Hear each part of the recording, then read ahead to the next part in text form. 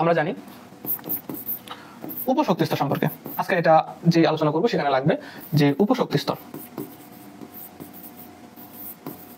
উপশক্তি স্তর কি কি আছে আমরা জানি হচ্ছে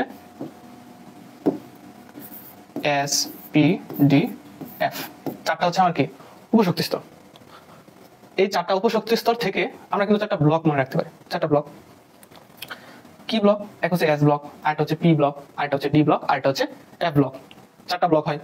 এখন আমরা পর্যায় সারণীতে ব্লকগুলো দেখি কার দরকার আছে। এখন ব্লক কারা কারা আছে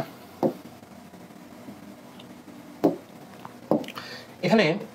আচ্ছা তোমরা তো উপরে এগুলো লিখছো, মানে ওই গ্রুপগুলোকে কি নামে হাইলাইট করা হয় ওগুলো তো লিখছো, আমরা ওগুলো একটু মুছে ফেলি। আমার একটা দরকার আছে স্পেসটা। তুমি যদি পারো এটা হচ্ছে কি করবা, তোমার যে মেইন বই আছে ওই বইয়ের মাঝে এটা লিখে ফেলবা, এটা সবচেয়ে ভালো হয়। আচ্ছা, গ্রুপ 1 এবং 2 এই দুইটাকে বলা হয় এস ব্লক। কি ব্লক? S block. এস ব্লকের মূলক। আজকের ভিডিওটা মনোযোগ দিয়ে দেখো, আমি কি পড়াচ্ছি, ভিডিও শেষ হলে তুমি তখন বুঝতে পারবা। আপাতত একটু মানে যা বোঝাচ্ছি ধৈর্য ধরে বুঝতে থাকো। তাহলে প্রথম দুইটাকে বলা হয় কি? প্রথম দুই গ্রুপকে বলা হয় এস ব্লক। তারপর 3 থেকে কত? 3 থেকে 12 পর্যন্ত, 3 থেকে 12, তাহলে এস ব্লক হচ্ছে কত? 1 এবং 2। তারপর সেটা হচ্ছে কি block? D block. D block এটা কত? 3 থেকে 12। ঠিক আছে, বুঝার জিনিস। তারপর এখানে আছে কয়টা? 13 থেকে কত? 18। তাহলে এই 13 থেকে 18 হচ্ছে কি ব্লক? P block. ঠিক আছে, একদম সহজ। প্রথম দুইটা সেটা হচ্ছে কি ব্লক? S block. পরে হচ্ছে 10টা গ্রুপ 3 থেকে 12 সেটা হচ্ছে কি ডি ব্লক। তারপরে 6টা গ্রুপ সেটা হচ্ছে কি ব্লক? P block. আচ্ছা, এখন তোমাকে যদি কোশ্চেন করি ভাইয়া যে এখানে এফ হচ্ছে কি? Sorry, SP. তাহলে এসপিটিএফ এগুলো কি? এগুলো হচ্ছে উপশক্তি স্তর। পারি। আচ্ছা ফাইন। এখন এই প্রত্যেকটা উপশক্তি স্তরে কয়টা ইলেকট্রন থাকতে পারে? এটা তো আরো সহজ। আমরা ব্যায়াম মুখস্থ করছি, এসতে 2টা থাকে, পিতে হচ্ছে কয়টা থাকে? 6টা থাকে, ডিতে হচ্ছে কয়টা? 10টা থাকে, এফতে কয়টা? এফতে হচ্ছে 14টা থাকে। এই মুখস্থ করছি না?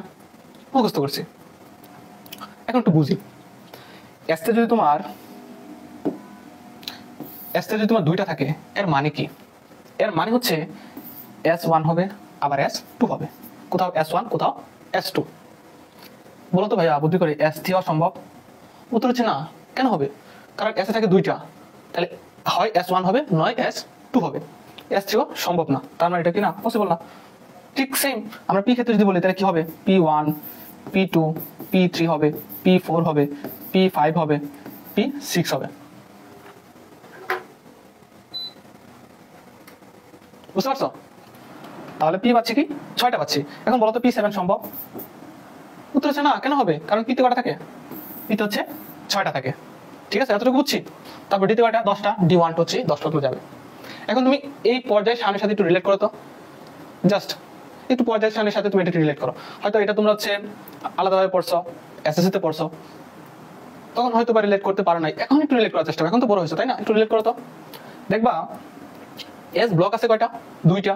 তাহলে এই যে এখানে আমরা এস ব্লক পাচ্ছি কয়টা? 2টা। ঠিক আছে, তাহলে আমি এখান থেকে এটা বলতে পারি কিনা বলতো যে গ্রুপ 1 এ যারা আছে সবাই হচ্ছে S1 আর গ্রুপ 2 এ যারা আছে তারা সবাই হচ্ছে কি S2। এখন বলো এস ব্লক কি আর আছে? না, এস ব্লক 2টা, তার মানে এস এ ইলেকট্রন থাকতে পারবে। এস কি উপশক্তি স্তর? এস উপশক্তি স্তরে ইলেকট্রন থাকতে পারবে সর্বোচ্চ 2টা। ক্লিয়ার? আচ্ছা, তারপর পি এর ক্ষেত্রে যদি আসি তাহলে পি তে আছে কয়টা? 6টা। তাহলে আমরা এখানে পি তে যদি বসাই এটা হবে P1, এটা হবে P2, P3, P4, P5, P6। দেখছো? এখন পি তে কয়টা ইলেকট্রন থাকতে পারে পি উপশক্তি স্তরে? উত্তর হচ্ছে 6টা। তাহলে পি ব্লকে কয়টা গ্রুপ আসবে? উত্তর হচ্ছে 6টা। ক্লিয়ার? বুঝতে পারছি? আচ্ছা, এবার যদি ডির ক্ষেত্রে আসো, আর তো বোঝানো লাগবে না। ডির ক্ষেত্রে তুমি বসায় যাও D1, এখানে হবে D10। ঠিক আছে, এতটুকু বুঝছি? ফাইন। এখন ভাই আমরা তো এফ এর কথা বলেনি নাই, এফ কই গেল? এফ কই গেল? এফ হচ্ছে আসলে ভাই যে আমরা এই দুটো পড়ছিলাম না, ল্যান্থানাইট এবং অ্যাক্টিনোসিস, এটা হচ্ছে এফ ব্লকের অন্তর্ভুক্ত। এটা কি এফ ব্লকের অন্তর্ভুক্ত। এফ ব্লক আমার লাগবে না, আমার হচ্ছে এস লাগবে, আমার হচ্ছে পি লাগবে, আমার হচ্ছে ডি লাগবে মাস্ট। ক্লিয়ার? বুঝতে পারছি? তাহলে এই হচ্ছে আমার ব্লক, এই হচ্ছে আমার উপশক্তি স্তর, এই হচ্ছে আমার পেরিয়ডিক টেবিলের সাথে এদের সম্পর্ক। এটা যদি বুঝে থাকো ভাই, এখন তোমার কাজটা হবে যে 2টা কাজ করব। এক হচ্ছে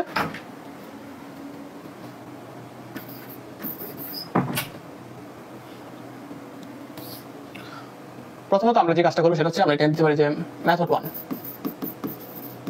মেথড 1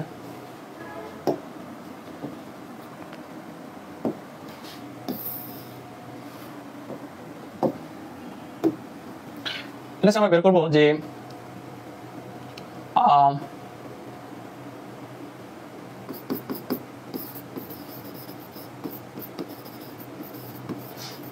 মৌল থেকে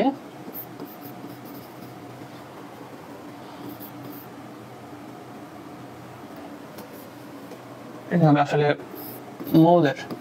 মৌলের ইলেকট্রন বিন্যাস থেকে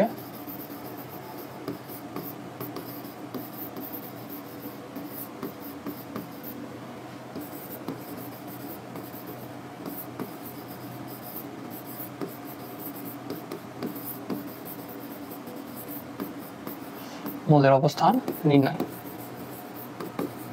অনেক গুরুত্বপূর্ণ। আর এটা সবাই পারে আশা করি। তবে আজকের আজকের এই ভিডিও করার কনসার্ন এইটা না, আজকে আমরা অন্য একটা স্পেশাল জিনিস শেখাবো, সেই জন্য হচ্ছে এখানে আসছে।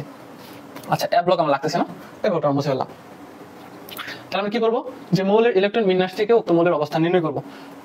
এখন এটা দিয়ে স্পেশালি কি আসে, এমসিকিউ আসে। আর তুমি যদি এসএসসি স্টুডেন্ট হও তাহলে তোমার জন্য এই সূত্রগুলো অনেক জরুরি। তাহলে কয়টা সূত্র আছে এখানে? 3টা সূত্র আছে।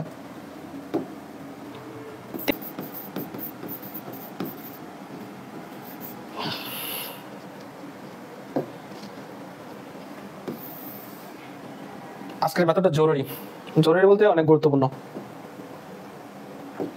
আচ্ছা, বাট এখন যে আলোচনা করবো সেটা ইন্টারমিডিয়েটের জন্য। আমি আবার বলতেছি, ইন্টারমিডিয়েটদের জন্য অবশ্যই লাগবে। তাহলে মেথড নাম্বার 2 হচ্ছে এই মেথড নাম্বার 1 এর একদম সম্পূর্ণ অপোজিট।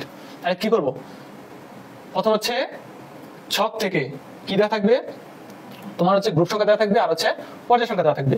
তাহলে এটা হচ্ছে কি, মৌলের অবস্থান দেওয়া থাকবে। মৌলের অবস্থান থেকে, তাহলে অবস্থান বলতে কি, অবস্থান বলতে সেখানে গ্রুপ দেওয়া থাকবে, সেখানে গ্রুপ দেওয়া থাকবে প্লাস পর্যায়, গ্রুপ দেওয়া থাকবে, পর্যায় দেওয়া থাকবে। এই দুইটা তথ্যই দেওয়া থাকবে উদ্দীপকে। সেখান থেকে কি করব, অবস্থান থেকে মৌল নির্ণয়। ঠিক আছে, খুবই গুরুত্বপূর্ণ। সো এটার জন্য তোমাদের বইয়ে কোনো রুল নাই। এই যে এই পাশে যা লিখছি এটার জন্য তোমাদের বইয়ে রুল আছে, বাট ওটার জন্য কি নাই, তোমাদের বইয়ে কোনো রুল নাই। দ্যাট ইজ ওয়াই ওটা হচ্ছে অনেক গুরুত্বপূর্ণ, এটা বোঝা লাগবে। সো ওই মেথডটা বুঝতে গেলে আমার ব্লক লাগবে, উপশক্তি স্তর লাগবে, সেগুলো আমরা বুঝাই ফেলছি।